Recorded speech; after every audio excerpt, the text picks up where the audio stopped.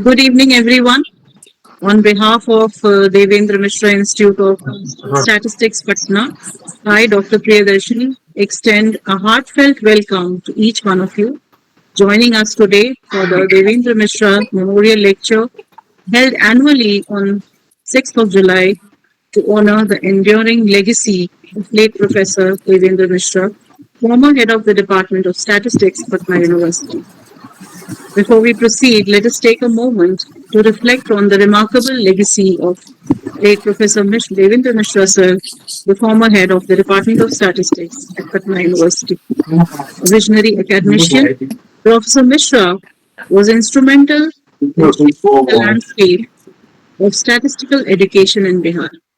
His most enduring contribution was the establishment of the Population Research Center at Patna University in 1966, pioneering initiative that brought demographic and social statistics to the forefront of academic research in Eastern India. He believed deeply that statistics is not just numbers, it is about understanding people, society, and the forces that shape our world. Through his leadership, mentorship, and commitment to interdisciplinary learning, Professor Mishra empowered generations of students to use data not just for analysis but for social transformation. Today's memorial lecture is not just a tribute to his memory but a continuation of the intellectual journey he began.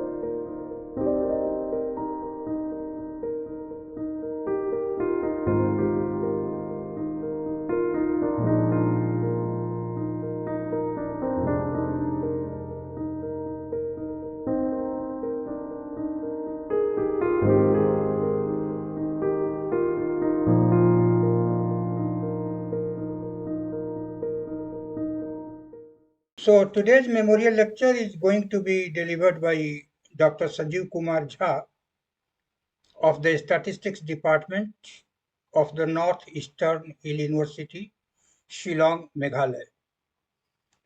Dr. Jha is one who has been fortunate to get opportunity to be a student of late Professor Mishra. My very warm and special welcome to Dr. Jha. I also express my thankfulness to him, who readily and very gladly accepted my request to deliver the memorial lecture today. I would like to mention here that Dr. Jha has been my student also, and he has obtained his PhD degree under my supervision.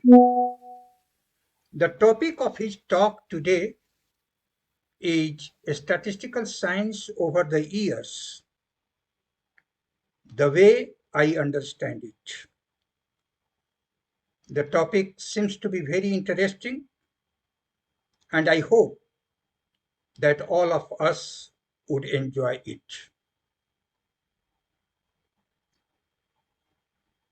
Today evening, we are here to remember late Professor Devendra Mishra and to pay our homage to him. Let me allow to give a brief life sketch of Professor Mishra. As I find some from his village attending today this program to pay their tributes to late Professor Mishra, I would like to talk about Professor Mishra in Hindi, as it may be more comfortable for them.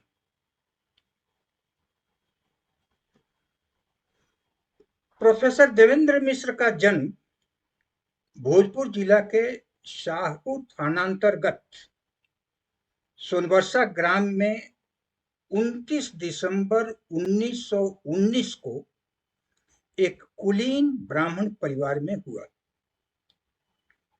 पिता श्री त्रिवेणी मिश्र और माता श्रीमती लक्ष्मी देवी की सभी संतानों में सबसे छोटे देवेंद्र मिश्र जी बचपन से ही बहुत मेधावी थे। उस जमाने में न तो शिक्षा का इतना प्रचार प्रसार था और न ही इतने विद्यालय ही थे।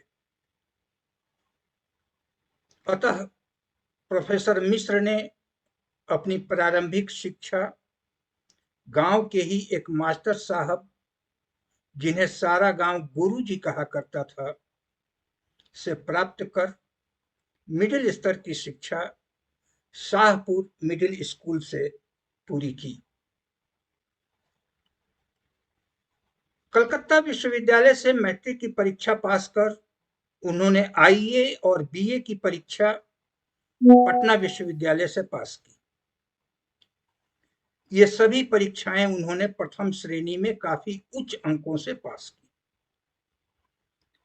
बीए करने के बाद अब प्रश्न खड़ा हुआ कि आगे क्या किया जाए। अपने परिवार में पढ़ने वाले वे पहले व्यक्ति थे और परिवार के किसी सदस्य ने अभी तक कोई नौकरी नहीं की थी। अतः उनके पिताजी की बड़ी लालसा हुई कि बेटा अब कोई नौकरी करे। अपने पिताजी की इच्छा मानकर वे शाहपुर थानांतर्गत भरौली हाई स्कूल में गणित के शिक्षक नियुक्त हुए। वहां कुछ वर्ष पढ़ाने के बाद वे बिहटा हाई स्कूल चले गए और वहां कुछ वर्षों तक उन्होंने बच्चों को गणित और भूगोल की शिक्षा दी। पर आगे और पढ़ने और कुछ बड़ा काम करने की ललक उनके भीतर हमेशा बनी रही। इसी बीच 1948 में बिहार गजट में प्रकाशित पटना विश्वविद्यालय द्वारा आरंभ किए जाने वाले एक नए कोर्स सांख्यिकी में डिप्लोमा पर उनकी नजर पड़ी। बिहटा हाई स्कूल की नौकरी छोड़ पटना आकर उन्होंने इस कोर्स में दाखिला ले लिया। उनके जीवन में एक नया मोड़ आया। डिप्लोमा करने के बाद पटना विश्वविद्यालय से ही उन्होंने 1951 में सांख्यिकी में एमए किया। एमए की परीक्षा में सर्वोच्च अंक प्राप्त कर उन्होंने प्रथम श्रेणी में प्रथम स्थान पाया और प्राप्त अंकों का कीर्तिमान 20 वर्षों तक अपरिजेय रहा।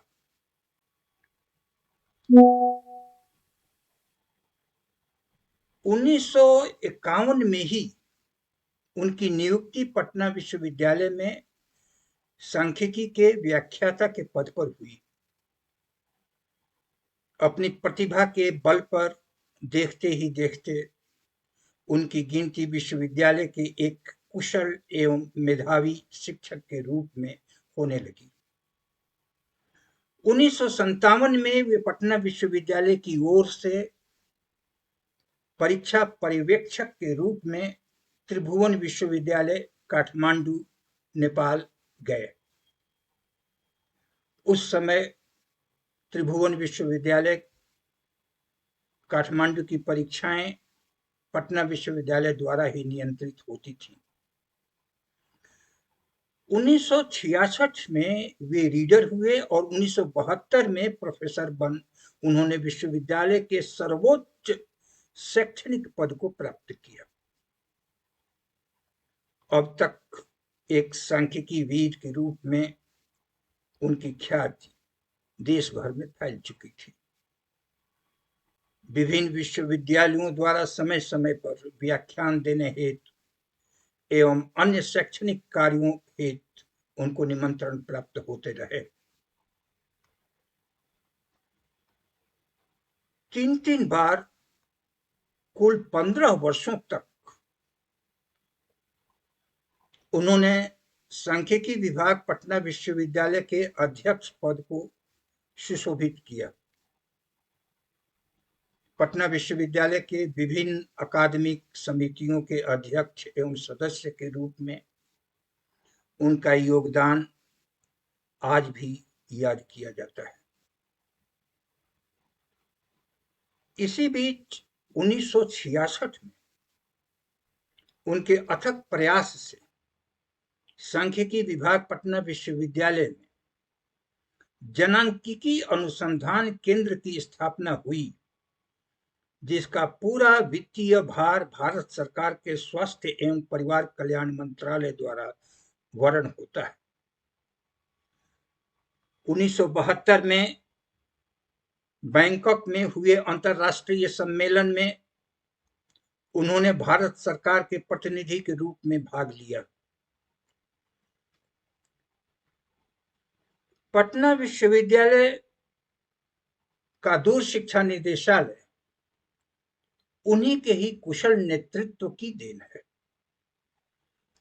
उनके ही निर्देशन में 1974 में इसकी स्थापना हुई और वे इसके प्रथम संस्थापक निदेशक बने।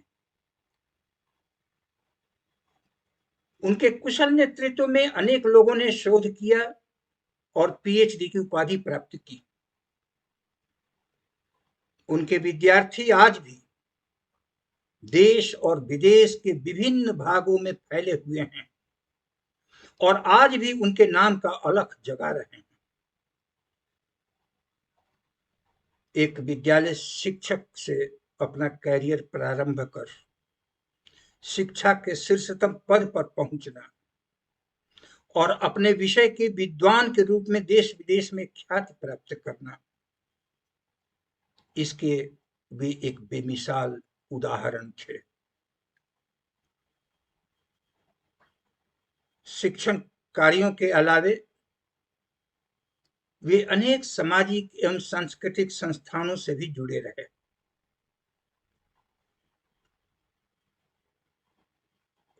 उनका व्यक्तित्व ऐसा था कि जो भी उनसे एक बार मिला वह उनसे प्रभावित हुए बिना नहीं रहा।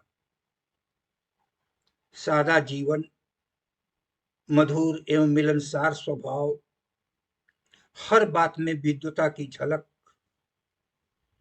सचमुच शाहाबाद जिले के आप एक महान विभूति थे।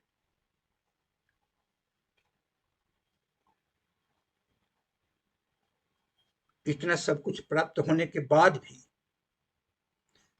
गांव की मिट्टी से उनका लगाव देखते ही बनता था। गांव जाने के लिए अपने व्यस्त जीवन से भी समय निकाल लेते थे। 1983 में सेवा से अवकाश प्राप्त करने के बाद वे अधिकतर गांव पर ही रहते थे। 6 जुलाई आज के दिन 2005 को उन्होंने राजेंद्र नगर पटना स्थित अपने निवास स्थान पर अपना शरीर त्याग दिया। पैर के फिसलने के कारण उनके पैर की हड्डी टूट गई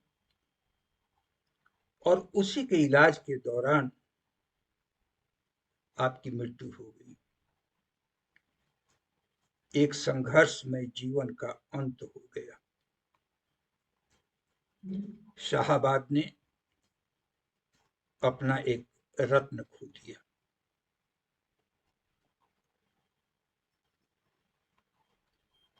Dear guests, I won't take your much time now, as all of you are eagerly waiting to listen to the memorial lecture. I once again, from the very core of my heart,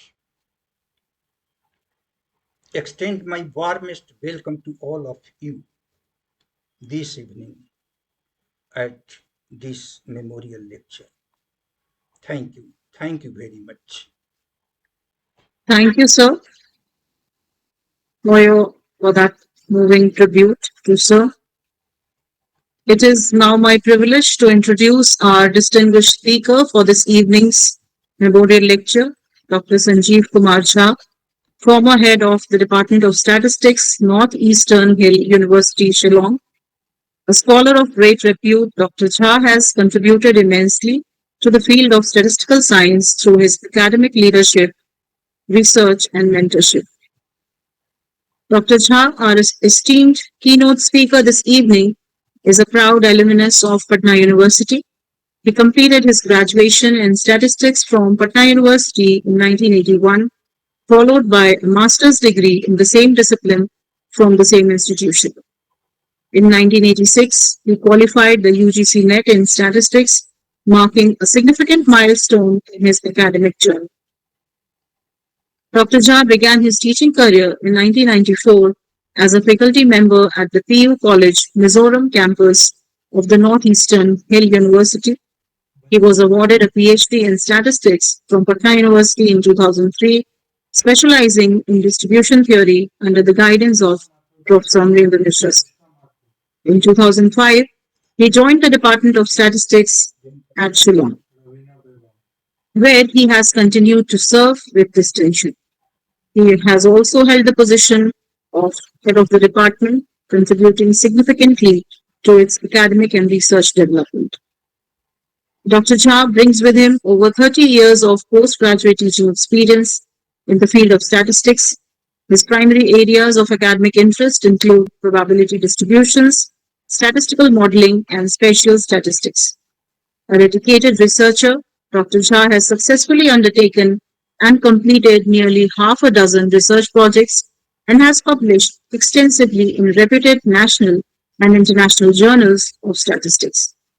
He has actively contributed to the academic community by presenting research papers at the numerous national and international seminars and has been invited to deliver expert talks at various conferences and academic forums. His commitment to research and mentorship is evident in his successful supervision of two PhD scholars and several MPhil students. Renowned for his clarity, depth, and engaging teaching style, Dr. Jha is widely regarded as a brilliant teacher of statistics and enjoys immense popularity among his students. Today, it is now time for the highlight of this evening, that is the Devendra Mishra Memorial Lecture. The topic for this year is Statistical Science Over the Years, the Way I Understand It. We are deeply honored to have Dr. Sanjeeva Kumar Jha share his insights and reflections on the evolution of statistical science through the lens of his rich academic journey. Over to you, sir. Thank you, Dr. Priyadarshini, for such a nice introduction. Respected Professor Amarendra Mishra ji, Director, Devendra Mishra Institute of Statistics, Patna, and to my mentor, my PhD guide, and my teacher during my Patna University days. Respected Ajit Kumar Sinha ji, the Managing Director of Devendra Mishra Institute of Statistics, Patna. My teachers that I can see here, Professor Arun Kumar Sinha ji, Professor Shrikant sir, and all others, the senior alumnus of Patna University, students, and my friends. It's a great honor uh, I feel when I was offered this chance to deliver the Devendra Mishra Memorial Lecture 2025 on this auspicious day. I'm honored, and I thank the management committee. I'm grateful to the management committee for being given this chance. So, my journey in Patna University started in 1977 when I joined Science College Patna. In 1979, I joined Department of Statistics, Patna University, under the combination PMS, Physics, Maths, and Statistics, because those days the admissions were offered in a combination. I was interested in getting physics honors, but I was told by the head of the department of physics to meet once the head of the department of statistics, to which I did. Professor Amarendra Mishra, Anand Prasad was then that day available as head. I talked to him, and somehow after talking, I got impressed, and I opted for statistics honors. This is how I entered into statistics. I have a brief interaction with Professor Devendra Mishra, late Professor Devendra Mishra, in my classroom when he was teaching us testing of hypothesis, but that was brief because once in 1979, another socio-political event was taking place because that was the year when Mandal Commission recommendations were implemented and the many parts of India, including Bihar, surged with political violence. Patna University was also greatly affected. And during my graduation and my post graduation, we had more of sine die span than regular teaching days. So we have very less interaction those days with our teachers, and what we studied, that we studied among our peer group mostly. And apart from statistics, we discussed there many other things. So in some way, it was fortunate, in some way unfortunate, because regular classes of statistics we missed a lot. The disturbance was so much that our master's examination continued for nearly an year. And during the master's examination, I enjoyed more two trips. One rock climbing course for 10 days, and a cycle trip to Kathmandu from Patna. Classes are unfortunate because our peer group we were able to discuss many of the other topics also, like philosophy, like metaphysics, like our subjects, even physics, statistics was also there. Then with literature, Hindi, Bangla, Urdu, we were we discussed those days, and we were enriched in some way.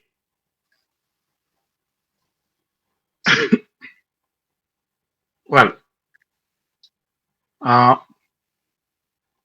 have to organize because I got a little disturbed on my speech. So, so what I was saying, yeah. Well, apart from uh, games, sports, athletics, gymnastics, rock climbing, and trekking, we have the interest of mathematics and statistics also. It is magazines and books also. One of the magazines that I could access was the December 1977 issue of Science Today. It was Science magazine, and that magazine, one article, many faces of statistics by legendary late national professor C.R. Rao was published, and that became my say my main argument tool during peer group discussions. That article has many interesting examples on statistics, and later on I could find some more examples in the book by C.R. Rao, Statistics and Truth. I request all of you, all of those who are interested or linked in some way to statistics, that please go through the book, access the book, Statistics and Truth by C.R. Rao. You'll find many interesting applications of statistics. that that you can find there. After my master's, actually, I got UGC GRF Net that time in 1986 and joined as a PhD scholar in the same department. But two, three stories or applications is coming to my mind. Slowly, I'll take it up. Uh, well, please bear with me because the order I missed out somehow. The first two examples that I'll be quoting, that one while studying, one example I could read that there was a time when Mughal Salai station, which is now called as Deen Dayal Upadhyay Junction, that used to be very crowded and most of the passenger trains used to get very delayed there. It was a very important station between Delhi and Kolkata. So once a few teachers from ISI were crossing and they have to wait there for a very long time to miss the meeting for which they were going. So they took up the challenge and they tried to uh, propose some model, network model. And after that, this was implemented. And even today, we have smooth functioning of passenger trains in Mughal Salai Junction. So this example, I read. I could get some more information on that, and I was interested in proposing a PhD because my schooling was in DVC in different projects like Maitan, Chandrapura, Panchet, Bokaro, Tilaya, and nearby all those CCL, the Central Coalfields Limited was there, and we were facing several times. That time it was started the blockage of roads due to trucks, overloaded trucks that they used to transport coals from washeries to mines and again to other selling points. So I started my PhD topic just to find out some solution for efficient movement of trucks there. So I entered into the task because my childhood was there. Many of my friends were there, and some of the friends who joined there, working there also. So I could access data from mines. I could access data from uh, say washeries, a number of trucks, and all those. But finally, I had to get some cost data from their headquarters, which was stationed in Ranchi at Darbhanga House, they call it. But there I was denied entry, and by no means I was able to access that. But somehow, because one of the friends was there inside working, so I just requested him to you check my figures from the figures available. So he said, no, there's a very vast discrepancy between the figures that I have collected from mines and washeries. That doesn't match from the figures that is available there in Darbhanga House. Now I talked to my supervisor, and because the cost figures were not available at all, so then we reached at a conclusion that now this cannot be carried forward, and I have to drop the topic. In between, I'll again go back to my classes of graduation and MSc. Well, initially, I must accept today that I was completely lost in this subject, statistics, because uh, the due respect to my teachers, but because what was happening that suppose one classroom teaches us probability theory. Now that probability theory, after say one third of a year, they take to define the probability theory because it goes via set theory and measure theory.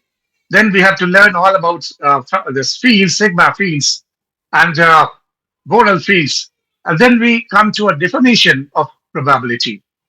But suddenly it was told that this definition of probability is not going to help you in calculating the probability of events. For probability of events, you have to use something else. Now, in our books that we used to follow, we have three more written in the name of definition of probability. Like one is classical definition, another is relative frequency definition, a third one is subjective probability definition, and there are more. Classical definition, I was told that classical definition, though it is written definition there, but it's not a definition. It only helps you in calculating probability of events only in a very specialized condition, in equivalent likely type of situation. Other situations not valid. Now it's not a definition, but it goes in the name of definition. It allows for calculation, but calculation in the very limited conditions. Similarly, the relative frequency definition also has its own limitations, and it is not a proper definition. Like was a subjective one. Now, There were some discussions with Professor Srikant in those days, I remember. And we could accept that only the probability we can work with, that is in that equally likely setup. Otherwise, we are not converging to a point. No, the thing is, when I started studying statistics, I thought that probability theory or probability is the building, this foundation of statistics. So I must learn that. But when I enter to some other classroom, say, which is giving you descriptive statistics, they hardly talk of probability. They were talking of something else, all those mathematical or say algebraical things. I enter into another class that is dealing with probability distribution. Now there I came to know that the probability that I'm doing in probability theory class is not the probability what I'm going to discuss here. It's a different kind of probability. It's an induced probability, and it has its own limitations and its own applications. I'm really confused. And the worst was that once later on, when I was introduced to sample survey and design of experiment, I was told that these are the methods where you can collect data. And the problem is that this collection of data was taught in applied statistics. Once you do the basic, then you come to applied. I was simply not able to get any connection between all these different courses of statistics. And I should say that I was disappointed to some extent and was completely confused at what I'm doing. Much later, when I started teaching, then I could understand that this probability theory or probability is not this building block of statistics, but is a pervading idea of statistics, which it enters into all the branches and somehow it links all the different courses on all the different topics that is being discussed in the name of statistics together. After again, I'm coming back to my discussion with the students. Just a minute. So this my PhD days I was talking. So PhD days, uh, when I have to drop my PhD, and I was upset a little bit. And one more thing that I would like to recall that if I remember correctly, Professor Srikant Singh joined the department in 1979, and there was three vacancy in our department in 1981, and I got GRF net. This net that time was net UGC in statistics, and this to expand the acronym net. That time we read National Educational Test. Nowadays it reads National Eligibility Test. And the idea of UGC that time was that those who will clear this net, they are only supposed to join in PhD. And then if after successful completion of PhD, they are eligible to join as a lecturer those days. But I waited for the post because I was sure that whenever the interview takes place, I'll be absorbed in Patna University. But I'm sorry to say that those three vacancies remained vacant. It was filled only after 27 years. It was unthinkable that time. I kept on waiting for quite a long time. Then I had to migrate to Northeastern region. I joined NEHU in Pachimla Institute College in Aizawl. When that time, Professor Mishra, Amarendra Mishra ji was outside the country. When he came back, then I had a talk with him, and he said he rather advised me that why not to I go for second time registration for PhD, and I registered under him. That was the time when actually I interacted with Professor Devendra Mishra ji at his residence in Rajendra Nagar, because I used to visit his house. I have a lot of interaction and I have a lot of talking. I learned from late Professor Devendra Mishra ji more about life skills than statistics. But we were talking there. I remember we were talking on reasoning and logic and some other he used to narrate his own stories and he used to encourage me. That was the time really when I properly met Professor Devendra Mishra ji. His personality, the aura of his personality demanded respect, and we respected during college days also too much. Though he was soft spoken, well, less spoken, but we had a good chat there occasionally whenever I visited him. I Shraddhanjali to him today. I'll proceed. I have prepared a few examples. Like one example, I told you about the Deen Dayal Upadhyay. junction. One more story comes to my mind. I don't remember exactly where I heard it, maybe in some lecture or some talk, individual talk with somebody. But this story goes about a Barsoi junction, which is near Nagpur in Maharashtra. So they have also coal mines in Chandrapur and coal rakes, this railway rakes, used to cross through Barsoi, and they were reporting of say less number of weight when it reaches Kolari. So some statisticians were involved there to find out some solution, and they recommended that randomly three of the wagons of the rake, every rake that crosses Barsoi should be checked for the weight. Say the first team that they have showed, uh, and it was done for some days. The weight loss was almost nil, but it started again, and the same complaint remained that the weight in wagons are less. Then again, another team checked that, and they found that the first team, when they visited Pasui, suppose they took three random or rakes, suppose three numbers are the third one, 11th, and 17th. So they checked it and shown the people there working there that how to select random numbers. But unfortunately, those same three numbers like 3, 11, and 17 was considered as random numbers, and in every rake, only these three wagons were checked, all others wagon remained unchecked. So the theft of coal or loading of less coal continued. Now, in you will find there are several such examples are there when when the ideas that we develop in statistics or the branches that has been implemented in a different way wrongly. In Statistics and Truth, the book by C.R. Rao that I'm requesting, there are several examples, very interesting examples there. Like if I list out, I think previous speakers also in previous years, I've heard some of them uh, uh, talking about those applications. Applications like does our morning height and evening height varies? The answer is yes there. The application, one of the applications is that can a person delay his time of death up to the completion of a particular event of interest? Again, the answer is yes. That's what they got from on the basis of the data.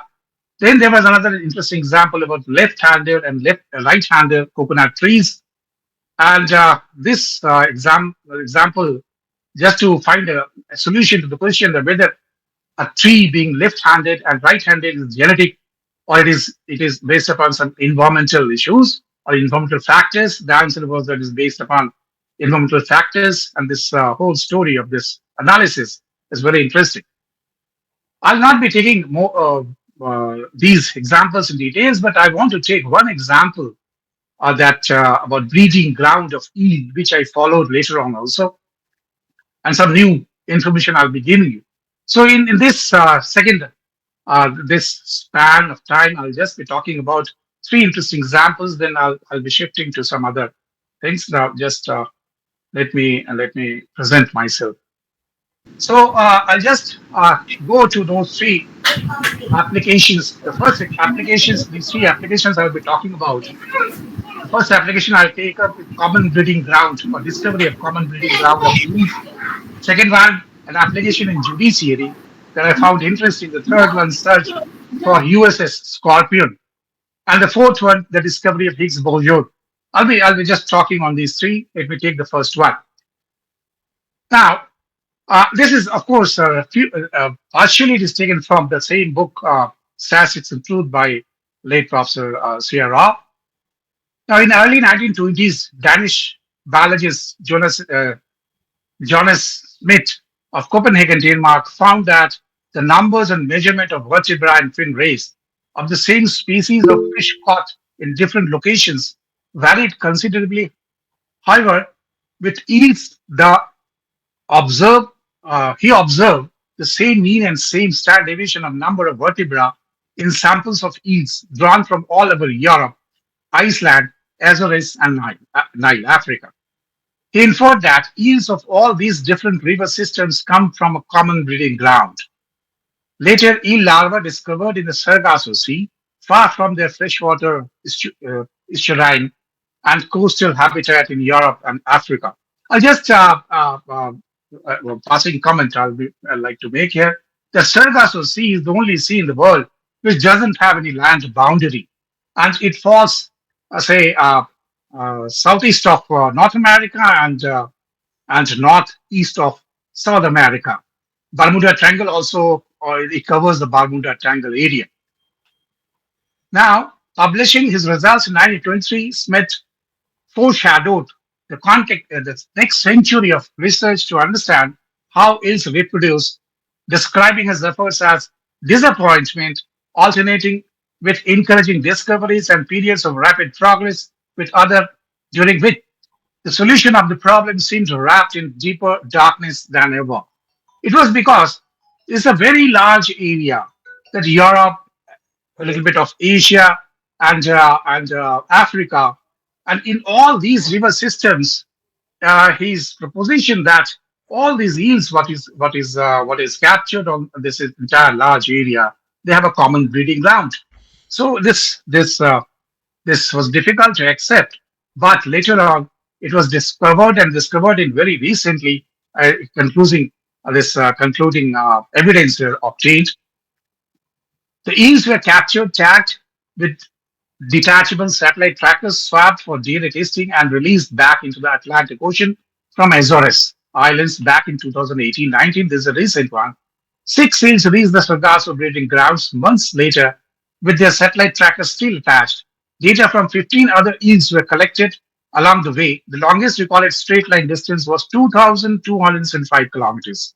So this information was published in the Nature in October 22.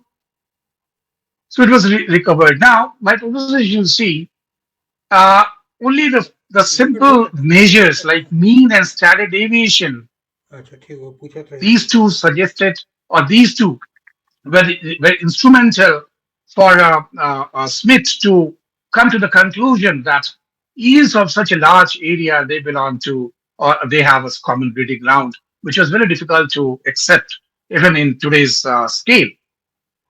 Second example that I'll be taking, which is interesting, another one. That in this example is from judiciary. This is from a book, Statistical Influence by Vijay K.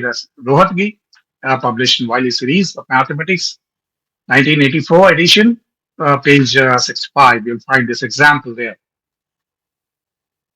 There was an elderly lady in Los Angeles. She was hit on her head from behind by a person, and she collapsed, and she was robbed afterwards.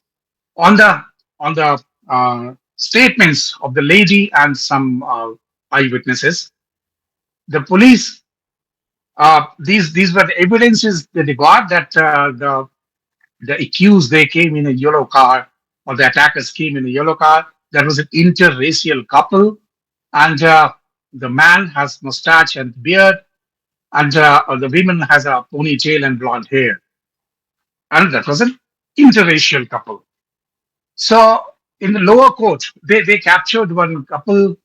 Uh, the name is Janet and Malcolm Collins, matched the description, and the lower court convicted the couple because the lower court computed the probability of getting, because Malcolm and Janet, they satisfied all those conditions that is expressed by the witness, and and the police computed the probability like this, that the availability of yellow car in that region, Los Angeles, was zero point 0.1, man with mustache 0.25, that is 25% man has a mustache, women with ponytail 0.1, women with blonde hair 0.33, black man with beard 0.1, and interracial couple in a car. So they used product tool for probability, which gave a value 1 in 12 million. That was so small probability, and that's why the court convicted this couple and expecting that they have committed the crime. But the twist came in the upper court. In the upper court, the decision was reversed. It computed the conditional probability that at least one other couple exists matching these characteristics, given that at least one such couple exists as follows. They have taken this P and they have used this conditional probability formula, and ultimately, in this limiting case, they could obtain a value of 0.148, 418. There's 41.8% probabilities there that you can get another couple with similar description as Janet and Malcolm. And this probability was very high, and the accused was released from the upper court. The decision was reversed. So there are several other application of probability theory in judiciary in Europe and America. If you find, you will get some more interesting ones. Now, the third one that I want to take up is the discovery of Higgs boson. Well, this was a big news in 2022, 2022, I think, yeah, 2021, 22, yeah. So let me start the story from the beginning. Well, we have several theories for the creation of universe. One of them was Big Bang theory, which has the most followers. We have other theories also. Recently, we lost Jayant Nadilkar, who's an Indian, and he proposed one of the theories, steady state theory of universe. But I think that is dropped now. Right now, the most accepted theory is Big Bang theory. Now, the Big Bang theory proposes that the universe was created around 13.786 billion years ago, uh, during a time duration of 10 raised to minus 11 seconds. This is so small, and after that it's expanding.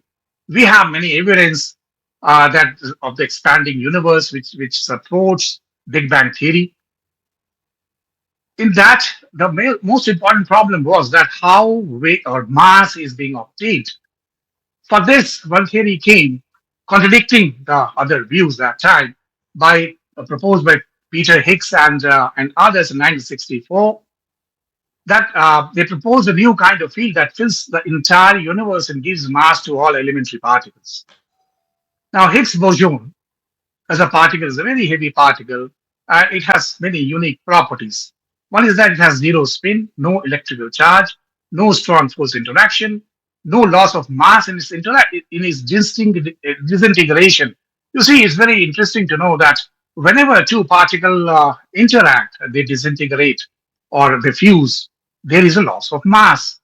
Now, but Higgs boson will propose that when Higgs boson disintegrates, there is no loss of mass. It's heavy. Its mass is about 130 times larger than the mass of proton, and its lifespan is very short. It is of 10 to the minus 22 seconds. So just imagine the universe was created in 10 to the minus 11 seconds, and the the lifespan of Higgs boson is 10 to the minus 22 seconds. Now, Higgs boson can't be discovered by finding. You can just see how small lifespan it has. So it cannot be discovered by finding it somewhere, but has to be created in a particle collision. Once created, it decays into other particles that can be detected in particle detectors. The challenge is that these particles are also produced in many other processes. Plus, the Higgs boson only appears in about one in billion, in a billion, that large hadron collider collisions.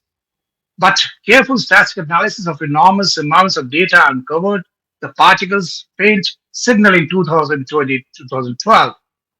On July 2012, the ATLAS and CMS experiments at CERN, Switzerland, announced that they had independently observed a new particle in the mass region of around 125 gigaelectron volts, a particle consistent with the Higgs boson. On 8 October 2013, the Nobel Prize in Physics was awarded jointly to theorists Francois Englert and Peter Higgs. But the story doesn't end here. The story continues. I'll just talk about the twist. Experiments based on discoveries requires an experimental design and mechanism for testing of process. In this particular experiment, they have taken there are several characteristics of Higgs boson that was tested, but one common thing in all of them was that there is change in mass. This is what the null hypothesis was taken, that there is change in mass in disintegration, because the property of Higgs boson is that there is no change in mass. Now, After taking this null hypothesis, it can be tested as a population proportional under normality. The announcement of discovery was withheld in 2033, though Nobel Prize was awarded in 2012. As the 2011 result observed the phenomena with plus minus 1.6 sigma away. I'll just recall that those are, most of you or most of us are from statistics, and we know that usually in general experiments, 1.96 sigma away is a very good confidence region, and that gives you 5% level of significance, and we work with that. But this experimental result was very important, and scientists agreed that at least 5 sigma away we need to observe unless this discovery cannot be declared. So in 2002, uh, result observed this. The experiment continued. In 2012, it was observed with plus minus 3.6 sigma away. The experiment was continued further. Now, there was a glitch in CERN laboratory and it has to be stopped, and some renovation work was done there, some repair there, so the experiment got delayed. And again in 2018, it was observed that within plus minus 5.1 sigma away, this procedure, this confidence interval. But later, it was revised in the calculation to plus minus 4.9 sigma away. The experiment continued further. In 2019, it was observed that plus minus 5.9 sigma away, and the discovery was finally announced in 2019. This gives us a confidence coefficient of 99.999948.6%. So it was a very high confidence level, and this was this scientist accepted it that this high confidence level is required for such an important discovery. Well, any new discovery has to go through any experimental result for discoveries has to pass. This is the only way testing hypothesis. You have to plan the experiment, and you have to formulate some kind of hypothesis. You have to obtain data and have some calculations, and then only this discoveries can be reported. I'll take another third one more example from statistics. This reference I've taken from another book, Spatio-Temporal Data, of the book by N. Cressy and K. Wickel, Wiley, 2011. This is on page 24. Now, it says that in May 1968, a nuclear submarine of the uh, US submarines, USS Scorpion, the name was, US submarine Scorpion rather, was lost in Atlantic Ocean somewhere southwest of Azores for unknown regions and unknown location. At unknown location. A search started in June 1968 using Bayesian statistical method under hierarchical modeling approach. First, a 20 by 20. That was a huge, in hundreds of miles it was running, that the whole area. First, the area was first a 20 by 20 spatial grid was demarcated and prior probabilities were calculated and assigned based upon expert opinion. Assignment was non-uniform and attached about 23% probability to two of the 400 grids. This was to be updated after search, every round of search of a grid.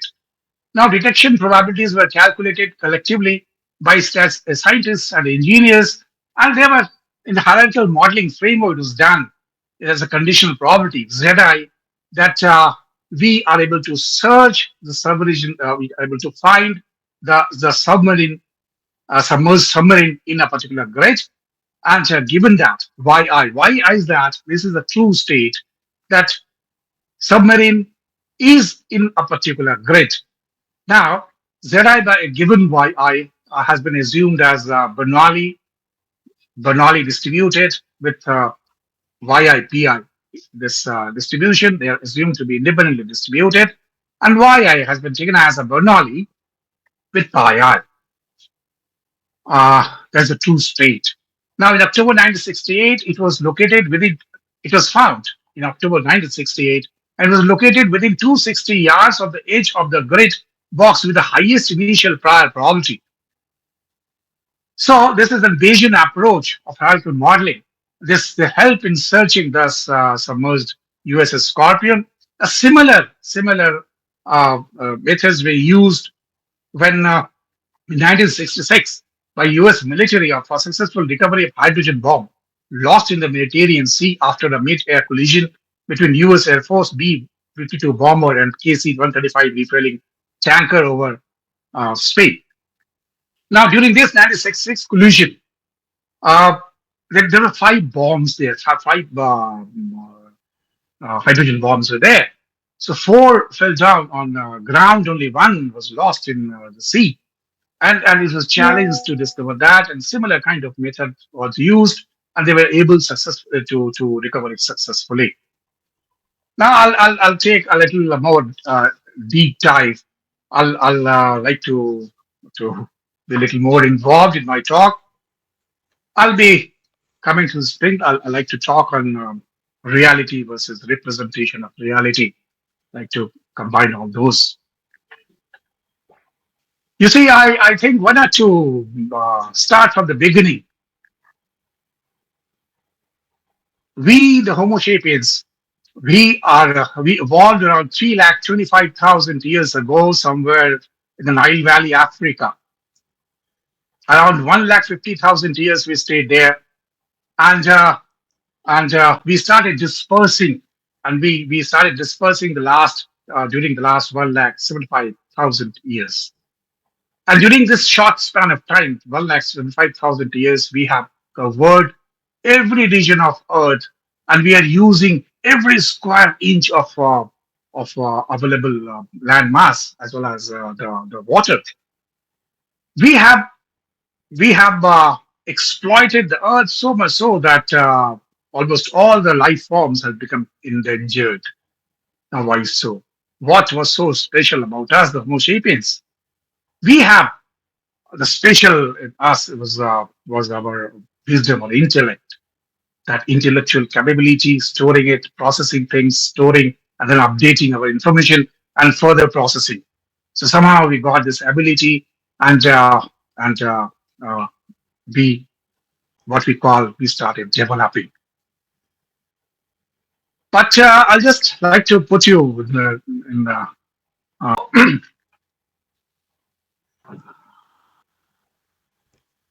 so what is reality? So just see the universe. You'll find that is one entity. It is not in segments. We can find there are interrelated systems working together. In the universe, nothing happens in a sequence. It happens all together. Now, once we start thinking of the universe, the way we are thinking, and we are trying to identify and uh, uh, recognize this and process things around us, what we want. Okay, we take a chair, for example. Suppose if chair you have to describe something. Chair is something. Now, if for describing chair, what we'll do, we'll take up only those characteristics by which we will be able to differentiate it from other objects. So we'll talk about its height, its shape, structure, and if our objective will be only to differentiate it from a table, then I'll not enter into what type of material is being used to construct it. So I'm leaving those only. I'm considering only which I think which is important in describing something. So this is the way that the way we gather information or describe things. But how far we describe will never be fully able to describe a chair. By saying this, what I mean that the reality where everything happens together is not in sequence. But when we go for representing it, then we lose some parts of reality. We only concentrate on its abstractation. We only can concentrate in its characteristics which we think are important. The intellect, the functions of intellect that we have, the functions of intellect are discriminate, divide, measure, compare, and categorize. This is what we understand by our common sense also, and this is what we gain, what we call in knowledge, that we gain around the events and phenomena that's happening around us. The knowledge advances, and this is also rational knowledge that we call. In basically, it is coming from Western. Western philosophical things, basically based on Greek. But in Greek, just two time periods I'll be slowly I'll be writing to discuss. That 6th century Greece, when the uh, when the idea was that nothing is disconnected. There is one element which pervades all items in this universe, and they call it physics. And I think physics is derived from there. So they didn't have any different name for matter. But slowly, it came to dualism and the soul and body and matter. These got separated during the time of Archimedes, who synthesized the existing knowledge of his time. And he has proposed this dualism, and he has separated soul and matter, which has not existed in 6th century Greece. Under this idea, it advanced, and we came to uh, Rene Descartes and Newton, and this physics. And suddenly, we have taken that there are two reasoning paradigms in which scientific scientific knowledge advances. There is deductive and inductive. The deductive reasoning, the framework is like that we have a set of axioms which are self-proved quantities. And suppose given a set of axioms, if we take a subset, we can prove a propositional. The truth of the proposition depends upon the truth of the axioms. So in that framework, we were advancing. Recently, also, if you are following media reports, one Ishan Chattopadhyay and David Zuckerman, they were awarded Gödel Prize very recently. Now, Kurt Gödel was a German mathematician logician who proposed in 1931 the Gödel principle of incompleteness. Now, it proposes that any interesting mathematical system based upon a set of axioms is doomed to incompleteness. In other words, you can say that you cannot disprove the possibility that a system based upon a set of axioms that a system will lead to contradictions. So this was realized, and this gives you a limitation of the axiomatic approach or a limitation of deductive reasoning. By 1920s, though people were using inductive reasoning, by 1920, uh, another type of reasoning came into study. That was inductive reasoning, and both were combined together in search for truth. Uh, Even one sequence, the search of truth, the scheme for search of truth, if you see, it starts from hypothesis, then a formulation of some consequences, then to the formulation of obtaining data, then from data to inference. Now, from hypothesis to consequences is coming under deductive reasoning, and from data to inference it comes under inferential reasoning. From consequence to data has been designed in the design of experiment, some kind of design of experiment, and uh, from inference to the hypothesis again, you move under any field of study, it's coming from researcher. So the new knowledge is generated when you are moving from inference to hypothesis again. Scientific knowledge, the advancement of knowledge, which gives you new discoveries, has to follow this path which is acceptable. We started developing under this paradigm, and it was for rational reasoning. I'll just, for the time being, I'll touch upon a little bit of Eastern philosophies. By Eastern philosophy, I mean Indian, Chinese, and Japanese, but today I'll be talking only on an Indian philosophy. So in Indian philosophy, we have also different types of reasoning and arguments. Say it has six established schools of philosophy. I'll start from one with respect to the arguments that is being raised or the types of reasoning that is being used. So I'll take the first name of Charvak. I think you must have heard that Javed Jivet, Sukham Jivet, Ranam Kirtwa Kritam Pravet. Now, how far you live, you just live, and happiness, and if required, you on the date also you buy butter and eat. So nothing there. There's no consequences of that.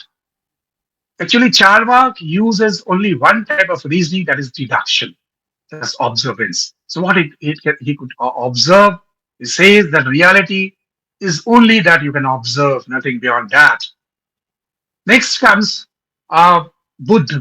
Buddha philosophy considers two types of reasoning, deduction and inference. Third one comes Sankhya. Now, Sankhya philosophy, school of philosophy, considers three different types of reasoning. Deduction, say, I'll just recite one. So, Dishti Manumana Mapta Vachananto, Sarva Pramana Siddhatvat, Trividam Pramana Nistam Pramea Siddhi Pramanadhi. Means system, means observance, Anuman means inference, and Apta Vachan means expert opinion. These are the three ways to establish the truth of any premise. Can you find the connect? We have just taken one example while discussing USS Scorpion, and which was searched under Bayesian paradigm. You see, the Bayesian decision making process uses all the three types of reasoning together: deductive, inductive, and expert opinion. Because there the prior properties are coming under expert opinion. Now, in the Indian system, the Sank, it doesn't ends there, it's Sank. You add up another one. There is another school of philosophy which is called Nyaya. Nyaya school of philosophy added a fourth type of reasoning which is called Upaman, means comparison. So, in a modern setup, we are not able to link it up. I think somebody will come up and he will link it up, this comparison also in the decision making process. It doesn't end here. There are several other types also. It goes up to eight, I think. Like Tarka. Tarka means argument, like Vada is discussion, and different types of this. So that's all. I'll shift to some other, the third one, last leg of my lecture, where I'll be talking the transition of statistics from classical statistics to modern statistics to computational statistics. Well, as I told you that during our days when I was studying statistics in graduation and master's degree, I was completely lost. The types of books that we were following, and I've also observed the books that usually in applied areas people follow. I'll just take, for example, I think things will be clear to you. Or before that, I'll just tell you that statistics, the classical statistics, if roughly I want to take, this is a rough, just I propose it, rough division from ancient time up to say late 19th century. And the modern statistics I like to put from 20th century and to 1970s, and the computational statistics phase I take beyond 1970s to till date. In the old one, statistics, initially we have taken statistics as counting or reporting the counted numbers of people, of cattle, of produce, of of soldiers. So those were available since very long time. There were developments taking place, but initially it was thought in terms of as a branch of mathematics that was developing. In mathematics, we are more attached to numbers. There's number theory also, numbers. So that hangover remains in the initial statistics, in the statistics book also, and even in some days today's book. So the difference between data and numbers were not very visible those days. In the classical setup, say I take an example. You see our books right now, today also, you can, if you want, in search in applied areas, you will find a book. And a very innocent looking example remains there. One example in the averages chapter, where they give you data set and ask you to compute arithmetic mean, geometric mean, harmonic mean, and compare them. Don't you think this is nonsense? If you have numbers, set of numbers, you can compute arithmetic mean, geometric mean, harmonic mean. But if you have a data set, only one of these three will be defined, not the other two. If the data is additive, only arithmetic mean is defined, not geometric mean and harmonic mean. If the data is multiplicative, only geometric mean is defined, not the arithmetic mean or the harmonic mean. If the data is of a weight and different values are given with respect to the numerator, harmonic mean is defined, not the arithmetic mean. The data has to be additive here also. And if it is with respect to the denominator, then only arithmetic mean is defined. So this example even lies today in our books innocently, and to me these type of examples they contaminate your concept of statistics. There are some other examples. During this course, I'll be discussing one or two. And there are, again, further, some books are there. See, even starts from the plus two level. When they give you, they don't give you data set. They just give you a numbers, set of numbers, and then ask you to compute statistical measures. There are confusion because the average, this word, the way we are taking, for us it is plural, and even the dictionary meaning is singular. So we need to somehow mitigate these kind of confusions, which still remains. Otherwise, the understanding will not be clear. Uh, well, coming to the statistical uh, modeling or modern statistics framework, I just is my proposition. I'm not far, but somewhere. But I'm telling you that the difference that I understand from classical statistics to modern statistics is the concentration on units and concentration on variable values. In classical statistics, we concentrated in units. Suppose I have to get some data like on height of humans from group. Then first I'll come to mind that I'll concentrate on the units, sampling units, the humans, and then I'll be measuring the data. So I'll be having some minimum value, some maximum value. But in statistical modeling or modern statistics, we do not concentrate on units. We concentrate on varied values. Even any population, whether finite or infinite, just forget it. In statistical modeling framework, our say formulation is different. We take nature to produce as a machine which produces different heights or different age groups. Now, suppose I take an example that this height of humans. Suppose nature has produced and have a population, whether finite or infinite, it doesn't matter. But if I have to model that, I'll be concentrating, okay, what are the possible values of height that this nature can throw? This cross-distance study, you just imagine. You try to measure. Now, the thing is, if you are concentrating on unit in the classical framework, you'll be having some minimum height and some maximum height. But if you are concentrating for varied values, the minimum height will go to 0 and the maximum height will go to infinity, because you are not able to put any upper limit or lower limit. The moment you put an upper limit, the question will come that, okay, if you accept that a person can be of 8 feet 3 inches, what prevents you to accept that a person can be of 8 feet 3.001 inches? You don't have any answer. So in the statistical modeling framework, we are getting, or we are concentrating varied values, and then our domain of that or support of that variable, uh, can be extended up to infinity. Take for example, the lifespan of humans. Lifespan of humans, if you try to do so, if I ask you the minimum, of course, if life was only we are considering 0.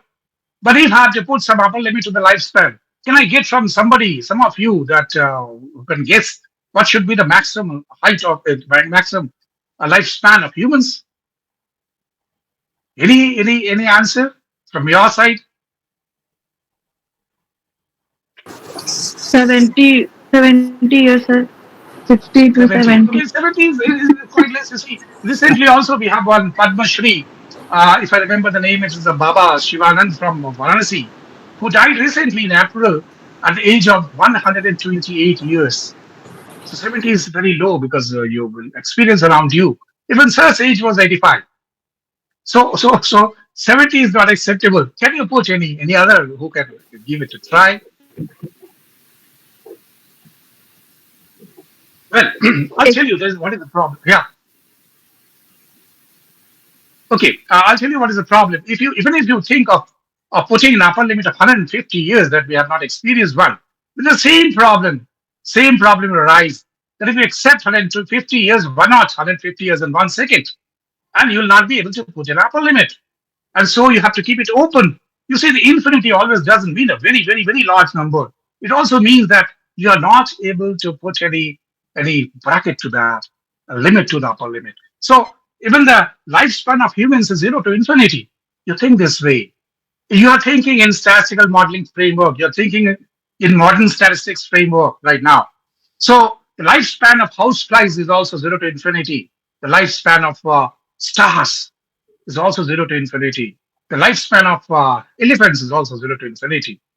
Now, if you have to make a comparison between them, you cannot make comparison on the whole thing.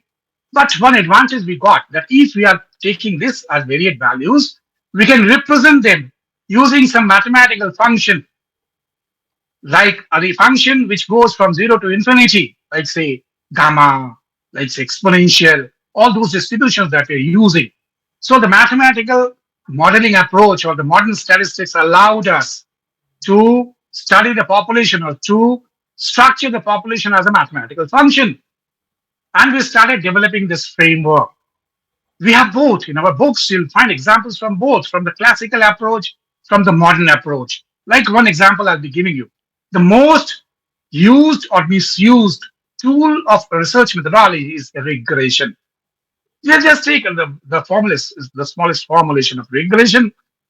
Y is equal to x beta plus epsilon I'm taking.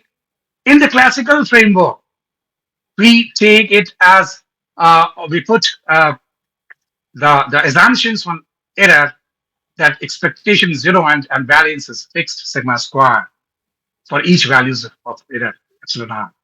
So in totality, it gives you a sigma square that can be taken as a global variance. But in statistical modeling framework, this is not the formulation. In the statistical modeling formulation, we assume that y given as the response given the regressive, it follows some distribution. Now we have to assume a distribution, which we are not required to assume in the framework of classical statistics. So now you have to assume normal or some other distribution. Say initially, let me take normal only with a mean x beta and variance sigma square. Now remember, the sigma square here is not the same sigma square that we got in the classical framework, because in this modern statistical framework, regression, this is the conditional model, and here the variance is conditional. And in classical one, the variance is global. Here, this variance is applicable, will be same only if we are working in bivariate data structure. But in the classical, no requirement of bivariate data structure. It can work in other type of structures also. There is a difference. We hardly make a difference. Rather, in books, we propose that both are same. The problem is, I like to put the classical one simultaneous approach, because simultaneously putting assumption on every observation. And the second one I like to put a classical is a conditional approach, y given b. Now, both of these approaches has different. It looks initially it gives you the same results, even if you are working in time series autoregressive models where the data is dependent, because the Jacobian transformation is one. So both of them will lead you to the same. Both of these formulation will lead you to the same values, same results. But the interpretation are different. But the moment you enter into higher dependent structure, let's say spatial or spatio-temporal, then these two models give rise to two different results.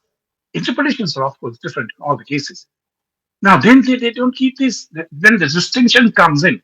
Now, my proposition is if these models show up their difference in spatial and spatio-temporal conditions or with the data structure, why not to tease them that these two models are different even in the very basic setup?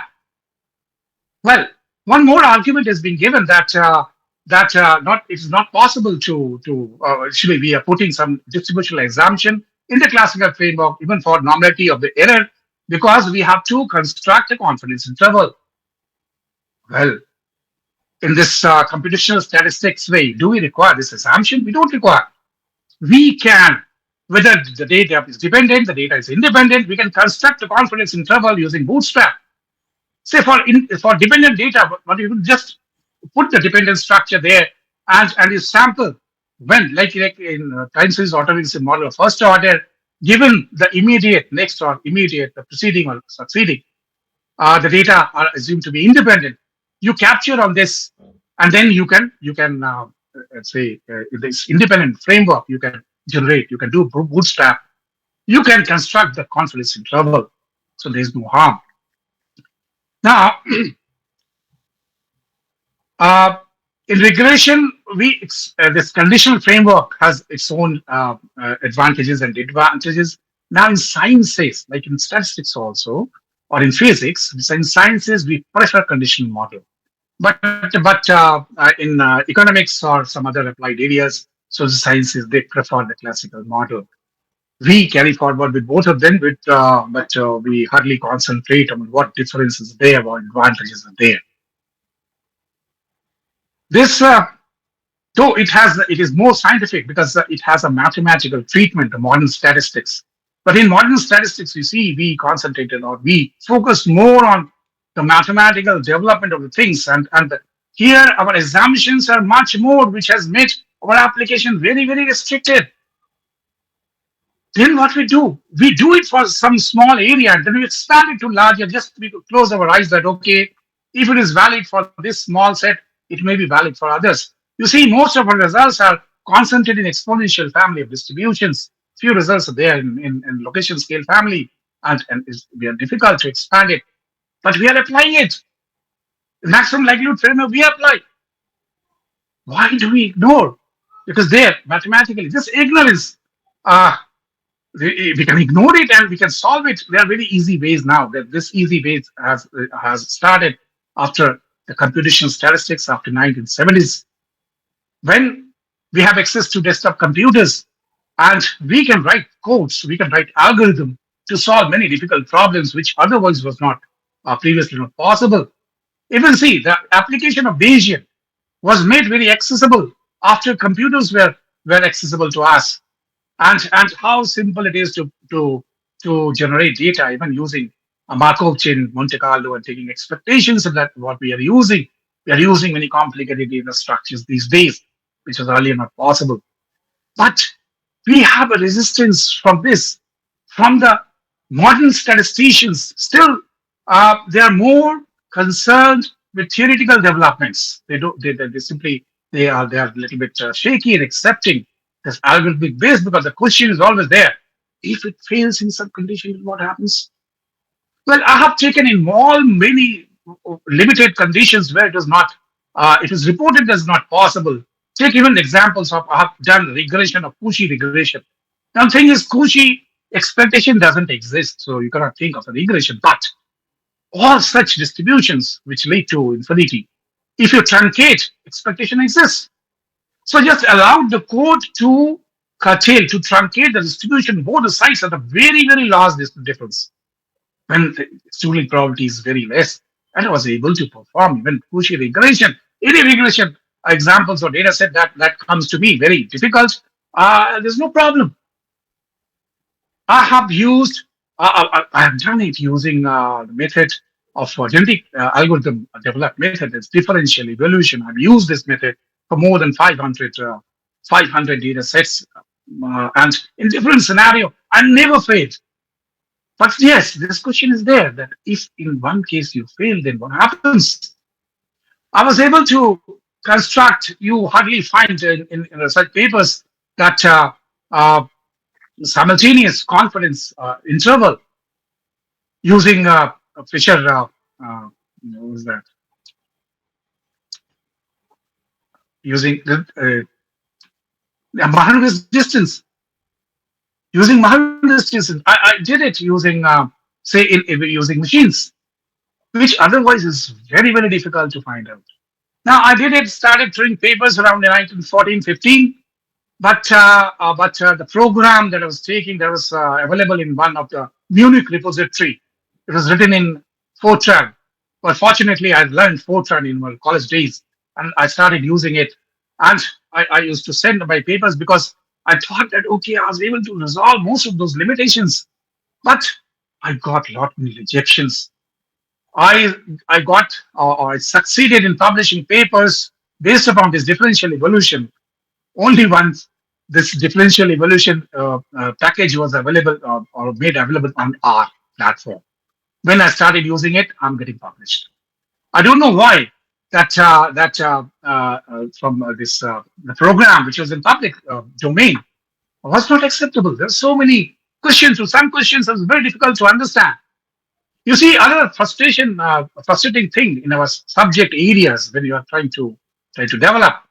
is the conceptual contamination that I've told you. I've recently, I can talk this year, I've seen two papers, which is in Scopus Journal. I don't want to quote the name, but both are conceptually wrong. One of the papers uh, is proposes, say, two parameters simultaneously occurs, and so it is not identifiable. But the whole proposition, and they are also showing that they have fitted the data and estimated the parameters, and this is published in Scopus Journal. Another one I'm quoting, where they have a threshold parameter in this distribution. And threshold, when you have a threshold parameter, you're not allowed to, you're not supposed to. This is not valid that you can get solution using a differential, that differential likelihood function. It doesn't work, it's not valid. But they have done it, they have reported it that they did it. And they quoted some computer software that they used it and solved the problem. This is absurd. Now you'll find there this absolutely going on. You see, just during the COVID time, you'll find a lot many papers which has fitted distributions, assuming that observations are independent on daily COVID data. This is absurd. But this has been published. You'll find it. It is there. So in the research papers also, the condition is very frustrating. It's not starting only from teaching on our books, what is available. I think I should take a break. I can go on like this, but it's we passed the time. And thank you, sir. It's over to you. Thank you, Dr. Jha, for that enlightening and thought-provoking lecture. Your reflections have truly enriched our understanding of the discipline and its journey. Thank you very much, sir. We now invite a few special guests to share their remarks and tributes in memory of late Professor Mishra. First, I invite Mr. Ajit Kumar Sinha, Managing Director of DMIS. Sir. Thank you, Prashni. First of all, I would like to thank Professor Sanjeeva for his brilliant and informative lecture with examples. I remember Professor Jha had visited DMIS long back in the year 2019, I think, and he had addressed the students of DMIS. And I would like to welcome my friend Professor Arun Kumar Sinha, who is here with us, and he has always been supportive in the activities of DMIS. I would like to tell some facts about the starting of DMIS. कुछ ऐसी पुरानी बातें हैं जो मैं आप लोगों से शेयर करना चाहूँगा.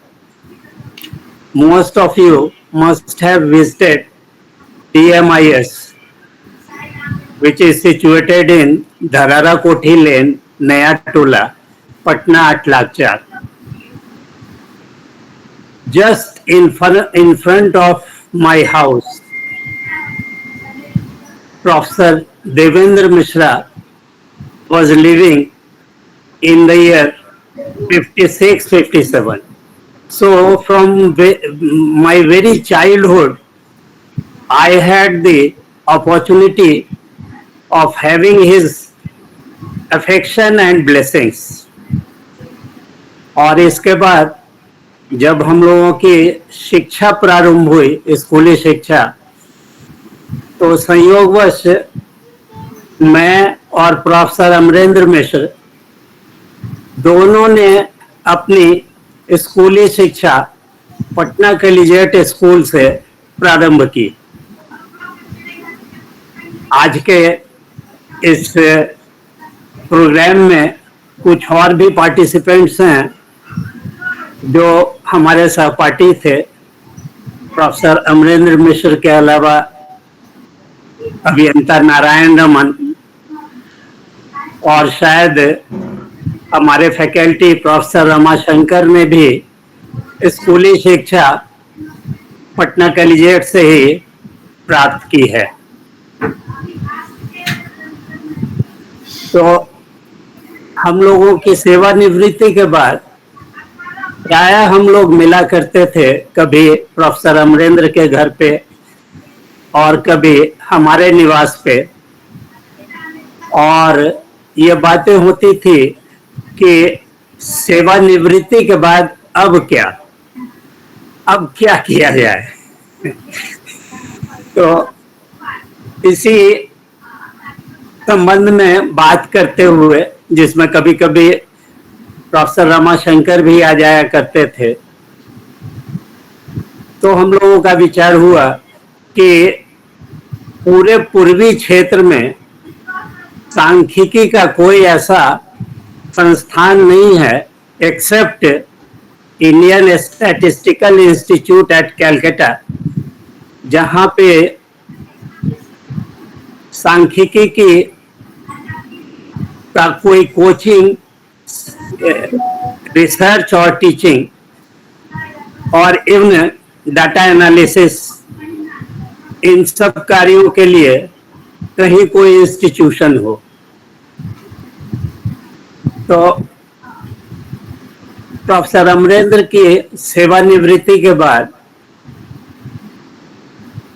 ये हम लोगों ने निर्णय किया कि हम लोग एक प्रयास करें, और इस प्रकार वो जो निवास था प्रोफेसर देवेंद्र मिश्र का, ठीक उसके सामने उस मकान में इसकी स्थापना हुई, जिसका उद्घाटन श्री विजय प्रकाश, जो हमारे अमरेंद्र और अरुण बाबू के भी घनिष्ठ हैं, उनके द्वारा इसका उद्घाटन हुआ, इसकी स्थापना हुई, और पटना यूनिवर्सिटी के लगभग हर कॉलेज के विद्यार्थियों ने वहां दाखिला लिया। Magadh Mahila, Patna women's college, BN college और साइंस कॉलेज। तो पहला बैच तो बहुत अच्छा गया, निकला, और दूसरे बैच में भी काफी बच्चे आए। हम लोगों के पास स्थान की कमी थी, फिर भी हम लोगों ने जो भी उसके लिए उपस्कर थे, हम और अमरेंद्र ने, प्रोफेसर अमरेंद्र ने मिलकर के उन सबों की व्यवस्था की, और ये कार्य सुचारू रूप से चला। बाद के दिनों में प्रोफेसर श्रीकांत ने भी फैकल्टी के रूप में DMIS ज्वाइन किया, और सबसे इम्पोर्टेंट कि प्रोफेसर रमाशंकर, जो उस समय इरिट्रिया में हेड ऑफ डिपार्टमेंट थे सांख्यिकी विभाग के, उन्होंने एक बड़ा निर्णय लिया कि उन्होंने वहां से इस्तीफा दे करके और नवतपुर है लौटने का निश्चय किया, और DMIS डिप्टी डायरेक्टर के रूप में ज्वाइन किया। और प्रोफेसर रमाशंकर के विषय में मैं एक बात कहना चाहूंगा कि वो नौबतपुर से क्लास लेने आया करते थे, और प्रतिदिन वो समय पे आया करते थे, और पूरे टेन्योर के दौरान कोई भी ऐसा क्लास नहीं था जो उन्होंने मिस किया हो या किसी क्लास में विलंब से आए हों। जबकि पटना से नौबतपुर की दूरी काफी है, और ट्रैफिक की भी समस्या रहती है। तो ये हम लोगों के लिए बहुत बड़ी बात थी, और आज भी हम लोग इसकी चर्चा करते हैं। और कुछ बातें मैं कहना चाहूंगा विद्यार्थियों के बारे में कि लगभग 60 विद्यार्थियों ने वहाँ शिक्षण लिया, और पटना विश्वविद्यालय की परीक्षा में पहला स्थान तीसरा स्थान, चौथा, पांचवा, छठा, सारा स्थान इस संस्थान में पढ़ने वाले विद्यार्थियों ने प्राप्त किया। तो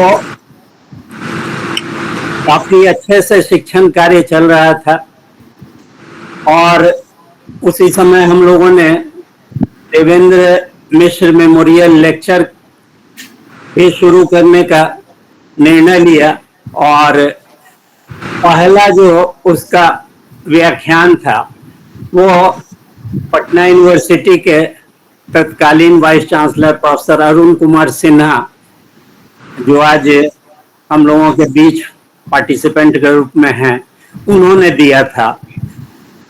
और उसके बाद भी 4-5 वर्ष से यह सिलसिला चल रहा है। बीच में एक व्यवधान हुआ, ये कोविड आ गया और कोविड काल में सरकारी आदेश के तहत सभी शिक्षण संस्थान बंद कर दिए गए।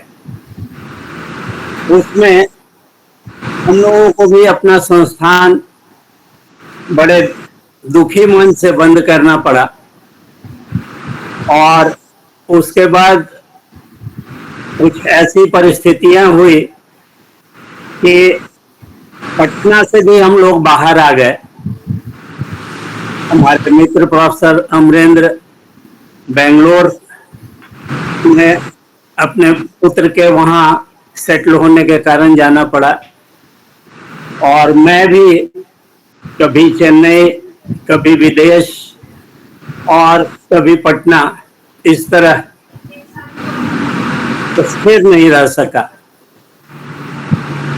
तो फिर भी हम लोगों का ये निर्णय आज भी है कि ये कार्य ऑनलाइन हम लोग जारी रखेंगे और अन्य लोगों से मेरी अपेक्षा है, चूंकि आज के युग में डेटा साइंस बहुत आवश्यक विषय है और सांख्यिकी की पढ़ाई धीरे धीरे बहुत सारी जगहों पर अब हो रही है, जबकि हम लोगों के समय में शायद पटना यूनिवर्सिटी और भागलपुर यूनिवर्सिटी यही 2 जगह सांख्यिकी की पढ़ाई थी। अमरेंद्र जब डीन थे उस समय कुछ और कॉलेजों में पटना यूनिवर्सिटी के सांख्यिकी की पढ़ाई शुरू हुई। तो आज ये सांख्यिकी विषय के लिए गर्व की बात है कि इसमें एम्प्लॉयमेंट अपॉर्चुनिटीज बहुत बढ़े हैं और इस तरह के संस्थान की उपयोगिता बहुत अधिक अब है।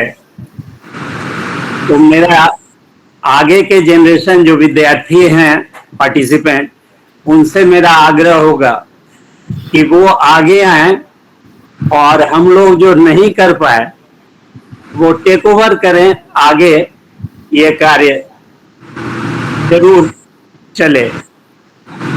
तो इन्हीं शब्दों के साथ मैं अपनी बात समाप्त करता हूं और आज के सभी पार्टिसिपेंट्स के प्रति आभार प्रकट करता हूं कि वो लोग इस कार्यक्रम में जुड़े और अपनी बात कही, खासकर professor Sanjeev Jha.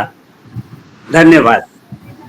Okay, this is Narayan Raman. Okay, yeah. Firstly, I apologize for not having a video connection. I've been having some issues, but hopefully you can hear me well.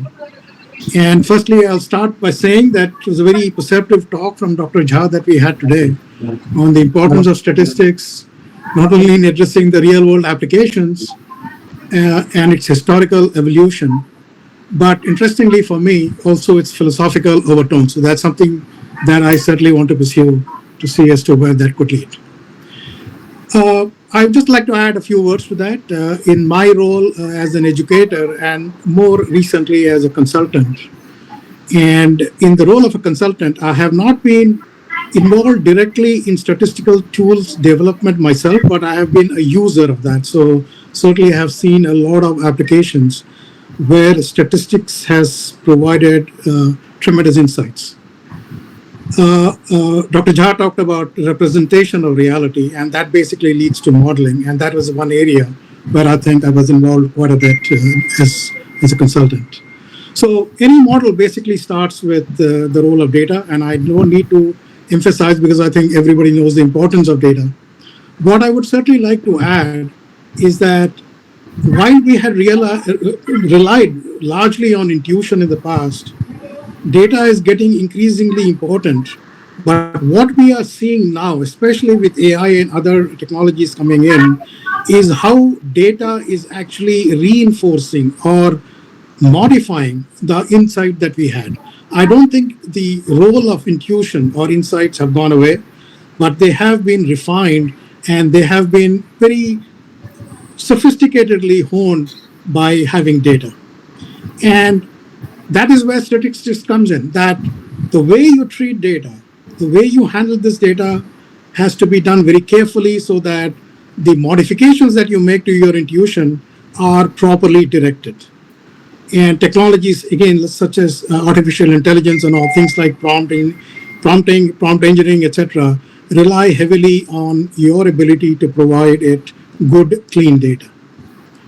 So for this data to be reliably used, statistics provides the ability for it to be more accurate, more timely, consistent, and relevant.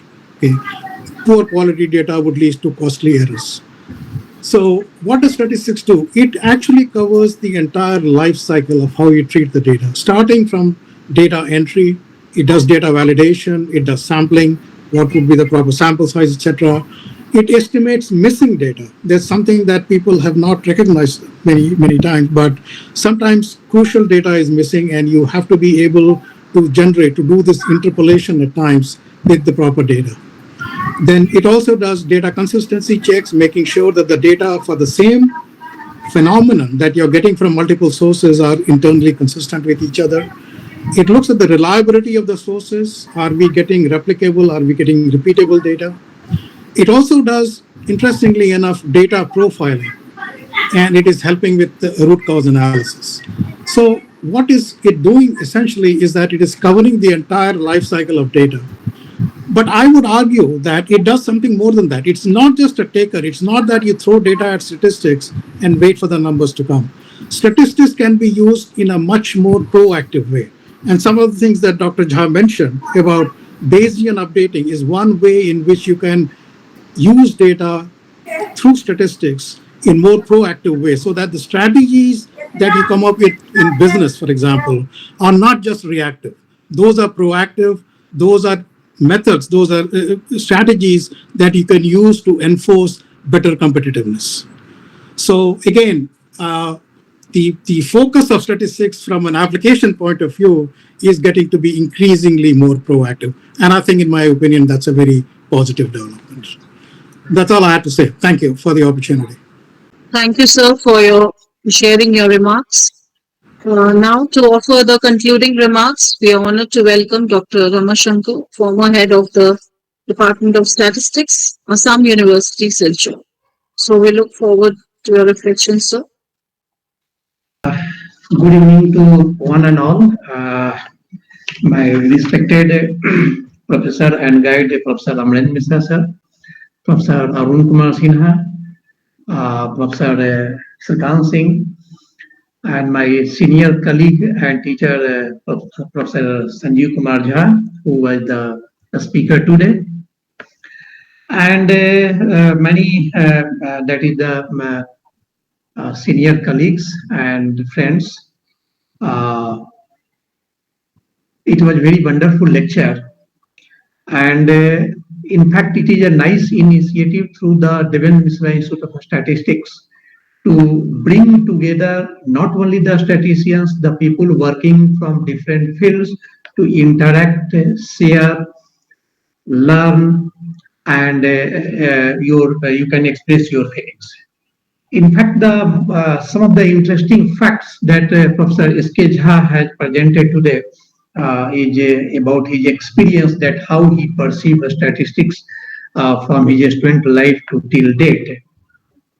And he put it about one of the interesting books by Professor C.R. Rao, that is statistics and truth. And of course, I too recommend my students and those who are not from statistics, they should go through that book to get a more insight.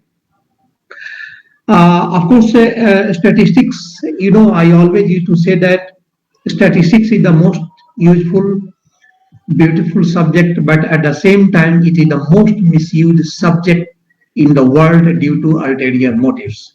Of course, Professor Jha was mentioning about the data manipulation and to get it published in different journals. Nowadays, it is going on. That's why after passage of time, again, we found some mistakes and we are rejecting that papers. In this regard, usually I used to say that uh, this is due to the problem of the present education system, because the present education system is focusing more on the intelligence, that is the how to be more intelligent, that is how to be a person of beautiful mind. And this is one of the greatest drawback of the present system prevailing all over the world. Here, usually, I used to say that the world will get better with the knowledge of statistics only when we focus on not only a beautiful mind but on beautiful heart. In fact, a person of beautiful heart is more important and reliable and useful for the society than a person of beautiful mind. Here, of course, I was hearing the discussion and questions raised by different people. In fact, in statistics, one of the biggest challenge that we have is the quantification of uncertainty. And in fact, it is the uncertainty which is where statistics is playing a role. And as a statistician, people are trying to quantify the uncertainty as much as possible. But of course, human mind has limitations. In fact, he was quoting about the Bayesian, and I really love this Bayesian statistics due to two reasons: that it is the field of statistics which will go from effect to cause. If there is a effect, then what are the causes responsible? That means that what has happened and what is happening. If you use these two information, from there you come out with what will happen in the future, or what is the real cause of the present day happening. Uh, of course, statistics is not only a subject which is based on mathematics, philosophy, ethics. It is the combination of several factors, and in every field of knowledge, we need this one. And due to this, day by day, statistics is getting complicated because it has to consider so many factors. Some are directly responsible factors we can identify, but there are several factors which is affecting the situation, and due to that, it is becoming complicated. So thank you for giving me the observation, the time to give my observations, and I request all of you that please, whatever you have imbibed in this lecture, utilize it, share your experiences. And now it is the era of statistics. We should all sit together, share our experiences, and let us make this world a better place. Thank you very much. Thank you, sir. And now to formally conclude this evening's program, I invite Dr. Manisha Sinha from the University of Cincinnati over here to deliver the word of thanks. Thank you, Dr. Priyadarshini, and good evening, everybody. It has been such an honor for me to be a part of this wonderful event. Uh, on behalf of DMIS, I would like to extend my heartfelt gratitude to our esteemed guest, Professor Sanjeeva Kumar Jha, for sharing his thoughts and insights on statistical science. Sir, your thoughts have truly enlightened us, and they have reaffirmed the critical role that statistics plays in the advancement of knowledge in various other disciplines. You know, the way you gave examples from different disciplines. That was really insightful.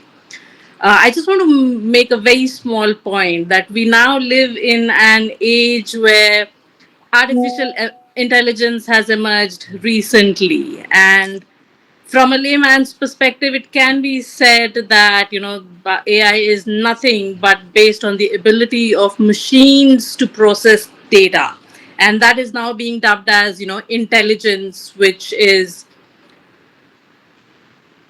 at least trying to be at par with human intelligence. So, in the coming times, it shows that the ability to analyze, interpret, and understand data is going to become even more and more important.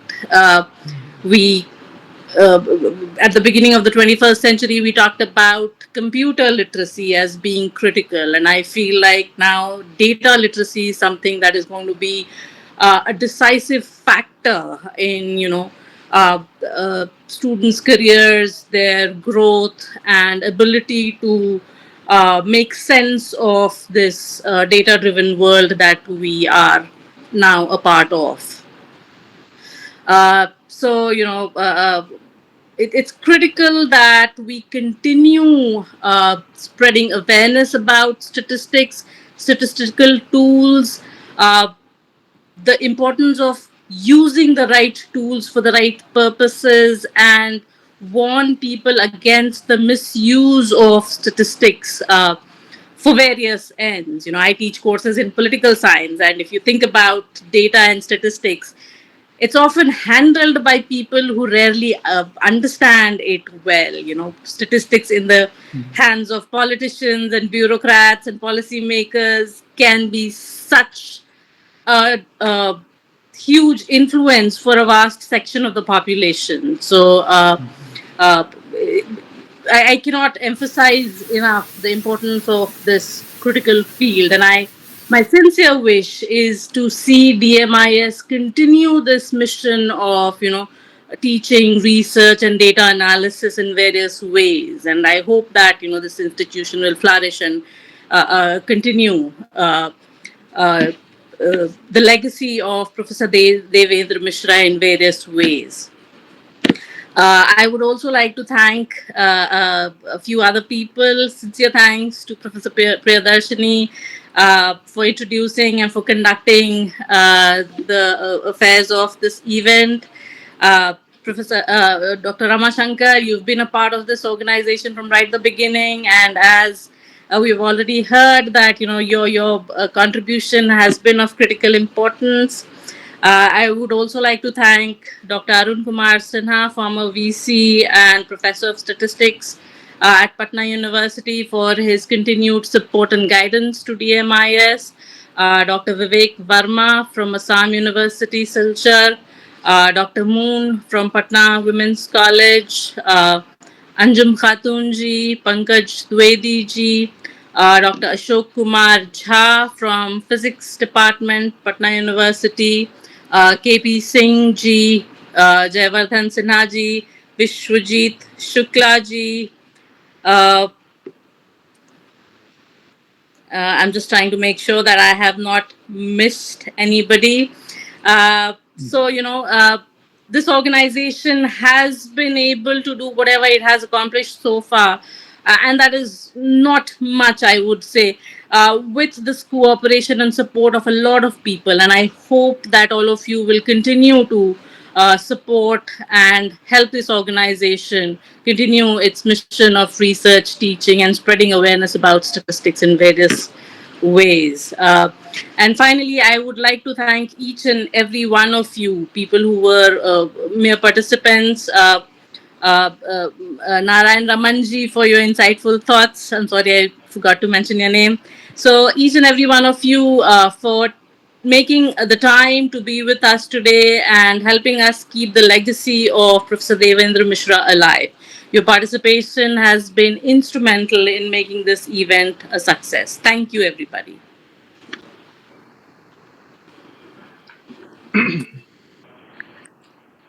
Thank you, ma'am. Thank you to all our speakers, guests, and participants for making this evening a meaningful tribute to the life and legacy of Professor Devendra Mishra. May his vision continue to guide us in our academic pursuits. With that, we conclude today's memorial lecture. Thanks. Thank you, madam. Good night. Thank you, everybody. And there was some disturbance in the beginning. Some people created trouble. So I'm very sorry for that. But anyway, I hope that all of you have enjoyed today's lecture. That was really a very interesting and thoughtful lecture. So my special thanks to Sanjeev. Thank you. I should say Dr. Sanjeev Kumar Jha. And thank you all of you who have made this evening so important. And I used to say that Professor Mishra is not dead. When I see all of you and when I find respect in your hearts for him, when I find that you still remember him, I am of this opinion that Professor Mishra is not dead. He is with us and he will remain with us so far we are here. So thank you, all of you. Thank you very much. Thank you, sir. Good night.